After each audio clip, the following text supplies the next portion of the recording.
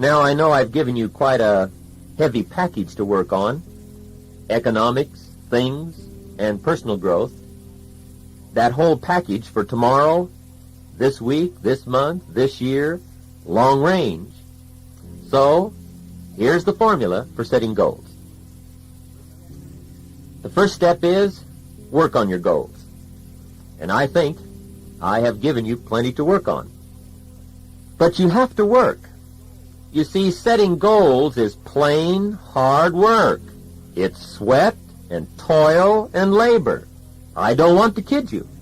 Let's tell it like it is. And this is why a lot of people let it slide. They work hard on their job, but they don't work hard on their future. They let the plans for a better future slide. And the work involved here is making plans for your better future. Making plans, the laborious mental and emotional calisthenics of making plans. And a lot of people let that slide. The guy says, yeah, you work where I work. By the time you fight the traffic all the way home, when you get home, it's late, it's dark. You've got to eat, watch a little TV, and get to bed. You can't sit up half the night, plan. And the poor guy's behind on his house note. He's a good worker.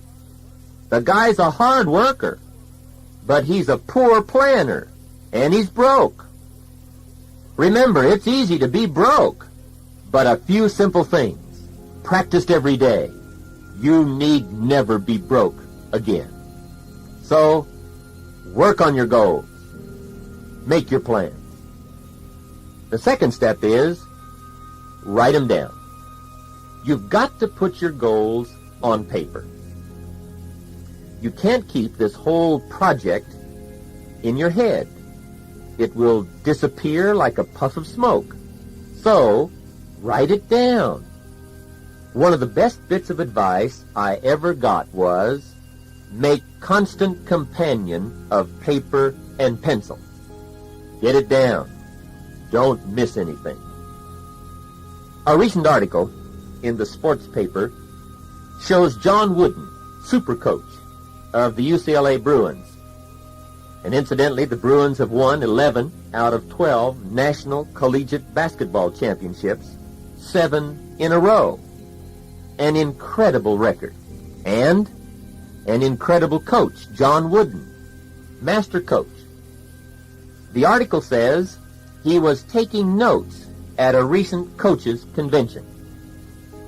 Can you imagine John Wooden, master coach, taking notes?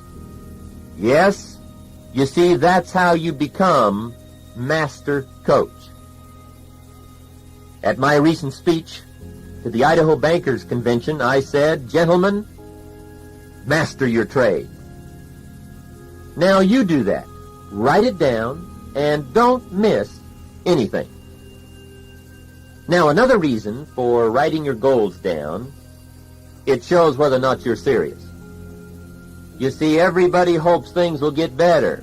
Everybody does that. Poor people hope. If hope made you rich, everybody would be wealthy. But I can tell you this now, the future does not get better by hope. It gets better by plan. Unless hope turns into plans and plans into action, it all turns to ashes. My close friend often says, the man who fails to plan is planning to fail. How very true. So don't play the poor man's game. Poor people say, surely somebody will think of something to help us. The president will think of something. The union leaders will come up with something. The bankers and the economists, what are they getting those big salaries for? They're bound to think of something to help us. Surely somebody will think of something. See, that's the way poor people talk. It's called the language of the poor. Whatever you do, don't fall into that trap. Here's the best help anyway. It's self-help. Learn to help yourself. Someone once said, I kept looking around for a helping hand, and I found one at the end of my arm.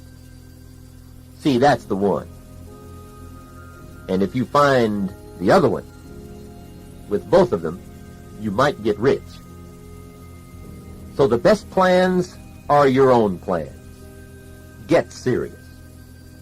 What if the best brains in the country find a way to lower the interest rate from 10% down to, say, 8%? Are you okay now? Is everything fine?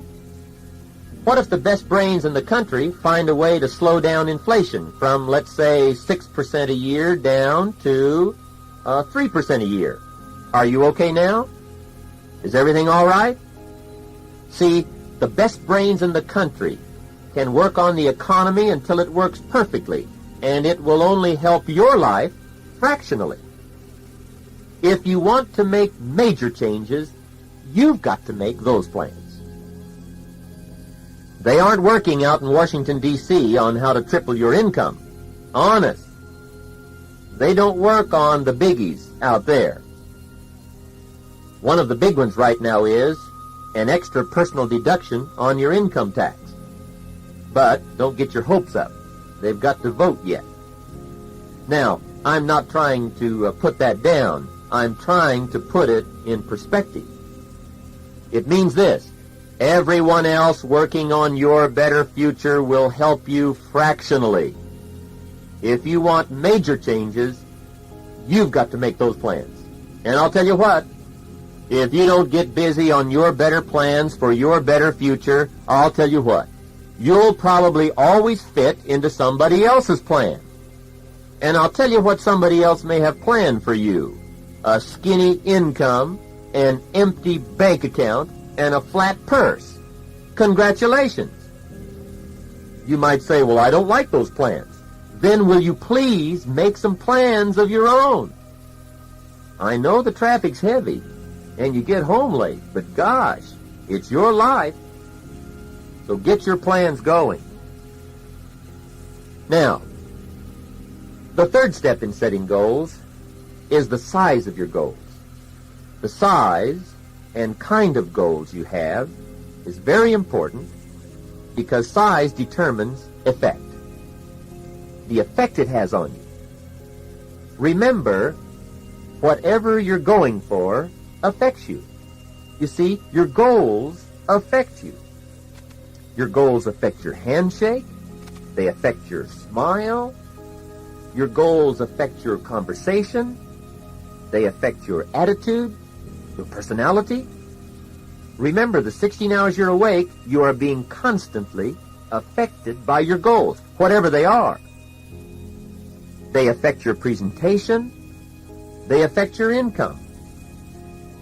Now, some people have goals, but they have such lousy goals, those goals have a poor effect.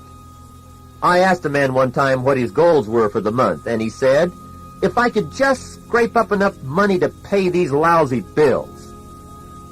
Hey, that was his goal for the whole month. He had no list. You could have searched his car, no list. Searched his house, not one list. Look in his wallet, no list, nothing.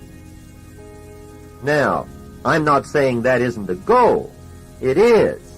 But it's such a poor goal, it has a poor effect. It was affecting him poor.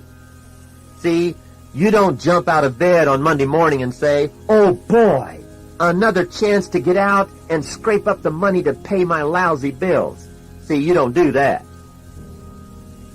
You'd probably say something like, oh no, not another Monday. Remember, poor goals have a poor effect. Now, 2 points are important here. The first one is, decide what you want. You have to get past that. My first encounter on this subject was simple. The man said, first decide exactly what you want, and then write it down. I said, is that it? I don't have to borrow a bunch of money or anything like that? He said, no. The simple beginning of success is decide exactly what you want and write it down. I said, You're kidding. He said, no, just believe what I tell you. I said, that's got to be great. I'm willing to try that. In fact, I was willing at that point to try most anything to cure my poverty. So, I grabbed a piece of paper, and I got a pencil, and sat down, and I made a very important discovery.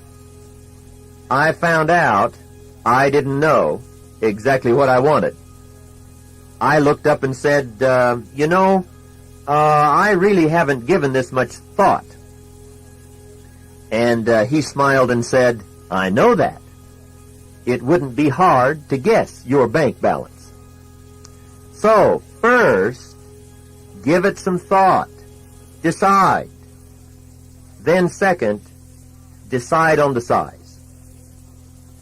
The question now is, how big should your goals be? Answer, big enough to turn you on. Big enough to drive you. Big enough to motivate you. Big enough to light your wick. Get you moving. That's how big they ought to be. If they're not that big, change them. You don't have to keep the same goals. You can keep the same job, but work for better reasons. And then there's an Old Testament phrase that says, without a vision, people perish. They die.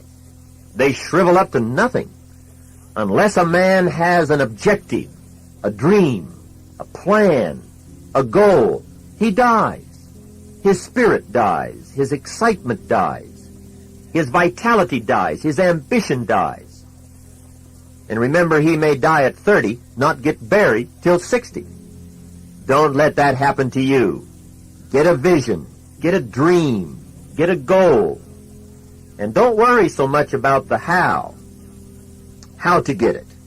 Remember, what you want is number one, most important. The how comes second. Here is something exciting to learn, and that is, the bigger and the stronger the want, the easier the how. Remember, a man can do the most amazing things if he has amazing things to do. He's not going to do amazing things unless he has something that's important and meaningful. The guy says, well, I just don't see how I could learn it. Of course, he doesn't see how he could learn it. It isn't that important. He isn't on fire. He needs more reasons, better reasons, bigger reasons, more exciting reasons, more important reasons. All kinds of untapped abilities are usually waiting for bigger, more challenging reasons. So, get a strong reason. What if I had a $5,000 check waiting for you tomorrow night if you brought 20 prospects to my house? You say, I'll be there with the 20. With that kind of money, who couldn't? See, you could. Ability? It's triggered and nourished by strong enough reasons. Without good reasons, ability sleeps.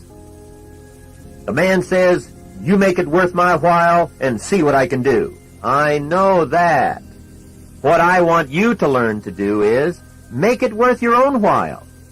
Don't keep sitting around waiting for someone to come by and make it worth your while. What if nobody shows up? Are you going to sit there and live on crumbs? Start working on your goals if nobody shows up. And make them important. Make them exciting. Take the small ones first, and then work right on up to the bigger ones. But don't delay. Start today. And get the whole family in on it. Get together with your wife, your husband, your children. Everybody needs a list and pictures and talk about it every day. Hey, remember, kids can do remarkable things if they have remarkable things to do. Talked about daily. And I might add this. if you don't give kids something remarkable to do, no telling what they'll do. So you lead. You get serious. One more question here is, how do you set better goals? About the best advice I can give you on this is, get around where it's better and let something hit you. You see, we all operate by inspiration. We see something, and the first time we say, wow. We see it the second time, and we say, isn't that something? And then we see it the third time, and we're apt to say, I've got to have one. So, get around where it's better. Don't take the shabby shortcut home every day just to save 15 minutes. You don't get inspired driving by the city dump, so don't go that way. Hey, take an extra 15 minutes every day and go the long way home if you have to. Drive by those $100,000 homes. They don't rope off the street right. You can drive right by. And remember, if you drive by there often enough, you're liable to have one. The first day you drive by, you see the gardener out there trimming the beautiful lawn. The next day you drive by and there's the upstairs maid washing the windows. The next time you drive by, you see the downstairs maid shaking the dust mop out the back door. The next time you drive by, you see the truck parked out in the driveway and the pool man is in the beautiful backyard taking care of the swimming pool. Finally, another day you drive by and you see both the man and the lady of the house in the front yard talking, picking some flowers, and you can't resist any longer. And you stop. And you walk up and introduce yourself and you say, I've been admiring your beautiful home for a long time. And would it be asking too much to show me through? They both say, no problem, we'd be glad to. So in you go, take the tour all through, and sure enough, it's just as beautiful inside as outside. That night, on the way home, you say, I've got to have a house just like that. So, now you've got to have one. See how that works? And that $100,000 home, no telling what ability and energy and ingenuity it might trigger. Now, to finish up on goals, let me give you a Bible philosophy that teaches how to get what you want. It's a simple statement that says in a few words what I've been trying to say for about the last 30 minutes. Whatever you want, a new car, more money, better job, better things, more to give, more to share, whatever. Now, I'm an amateur on the Bible, but I can quote it, and here's what it says. It says, ask. That's it. Ask. That's the key word for success for the future. Ask. If a man is going to learn one art in life extremely well, in my opinion, it ought to be the art of asking. Now, just what does ask mean? For me, it means make good plans. Make good plans for what you want. That's asking. And the equation is fabulous. It says, ask and what? You shall receive. Isn't that almost unbelievable? Ask and you'll receive. The guy says, yeah, but you work where I work. By the time you struggle home on the freeway, it's late. It's dark. You've got to eat a bite of supper and get to bed. You can't sit up half the night, ask. And this guy's behind on his bills. Remember, he's a good worker. He really is. But he's a poor asker, a poor planner, and he's broke. So remember, Receiving is not the problem. There's plenty. The problem is not asking, not making good plans. Hey, receiving is like the ocean. There's plenty. But some people go to the ocean with a teaspoon. Have you got that picture? Hey, make some better plans and trade your teaspoon for at least a bucket. Get down to the ocean with a bucket. And why not, in view of the size of the ocean? And I might add this. You'll look better down there at the ocean with a bucket instead of a teaspoon.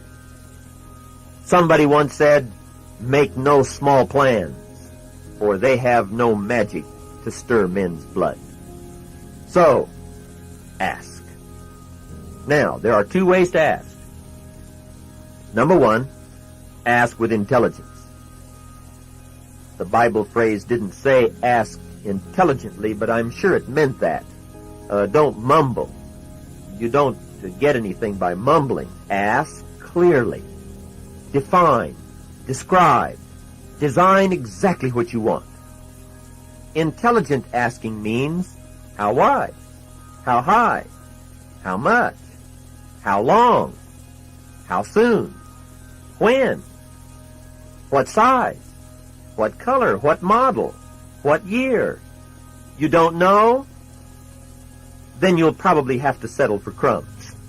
You'll get what's left. What if you called the contractor that was going to build your house, and you said, John, we're ready to start on the house. Let's build it about 75 to 100 feet long. Now, could you build a house about 75 to 100 feet long? The answer is no. Of course not. As long as your plans are that fuzzy, it'll never get built. And remember, some people's plans for their better future are just about that fuzzy. They don't really know. And somebody once said, if you don't know where you're going, how will you know when you get there? You won't even know when to celebrate. Here's a guy, 50 years old, and he's never had a party. He's never won nothing. My friend often says, that poor man is never winning, never losing, just walking that long gray road of mediocrity day after day. So, ask with intelligence. The second way to ask is ask with faith. Faith like a child. And that means believe you can get it. Faith is the childish part. Plans is the adult part. Put the two together, and you have an unbeatable combination for lasting success. Now, I've got to add one more thing to setting goals. I don't want to give you any false signals about being successful. We've been talking about how to get what you want, but I have to add this. You won't get everything you want. Those happen to be the facts. It just hasn't been set up that way. I never met a person who got everything they wanted. Remember, nobody bats 1,000. So, you won't get everything you want, but you have to want everything you get. You have to want it bad enough to plan for it, work for it, and believe in it. But let me quickly add this so you won't get discouraged. To make your life an unbelievable adventure in achievement, you don't have to get everything you want. Remember, to be a winner, you don't have to win every game. To be a champion, you don't have to win them all. The best baseball players in the history of baseball, their names are in the Hall of Fame. They call them superstars. The best batting averages in the history of baseball among the superstars is 400. Remember, the best superstars bat 400, not 1,000. 400. That means that during their career, When they went up to bat 10 times in a row, they were always out an average of 6 times out of 10. Superstars are always out 6 times out of 10. So to be a champion, a winner, here are 2 key steps to remember. Number 1, always play the game. Always take your turn at bat. Never miss. With 102-degree fever, wobble up there and swing. Never miss a game. And always have a game to play. Always have a list for tomorrow. That's the game. Your list. Your plans. Hey, remember this, if you don't have a list for tomorrow, tomorrow night will come and you won't know whether you won or lost. And you'll start walking that long gray road of mediocrity, never winning, never losing, just existing. So, always play the game. Set your goals. Get some objectives. Always. Daily. And number 2, always think you're going to win. You say, that's childish. You can't win every time. That's right. You can't win every time, but you've got to think you're going to win every time. That's the stuff champions are made of. So number 1, always play. And number 2, always believe you will win. Remember, there is no sin in losing. The sin is not trying. And when the final books are added up, let the record show you batted 200. Let it show you batted 400. Let it show your strikeouts. Let it show your home runs. But never let it show that you didn't play. How would you possibly explain?